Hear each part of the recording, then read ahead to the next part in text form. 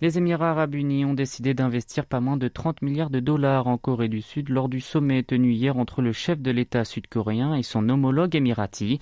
Aujourd'hui, Yoon Suk-yeol poursuivra sa visite d'État au pays du Golfe Persique. Il va participer au forum d'affaires Corée-Émirats arabes unis, organisé pour discuter des exportations et des investissements. Avant ça, la diplomatie économique de Yoon a donc déjà porté ses fruits lors de ses échanges avec Mohamed bin Zayed Al Nahyan. Durant leur entretien, Abu Dhabi a décidé un gros investissement d'une valeur de 30 milliards de dollars au pays du matin clair. Des firmes sud-coréennes dans l'énergie, les centrales nucléaires, l'hydrogène, l'énergie solaire photovoltaïque et la défense en feront l'objet.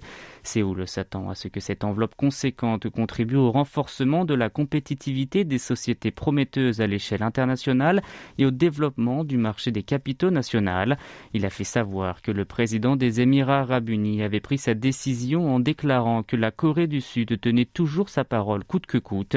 Dans ce contexte, un total de 13 mémorandums d'entente ont été conclus pour renforcer la coopération bilatérale en matière de centrales nucléaires, d'énergie et de défense entre autres.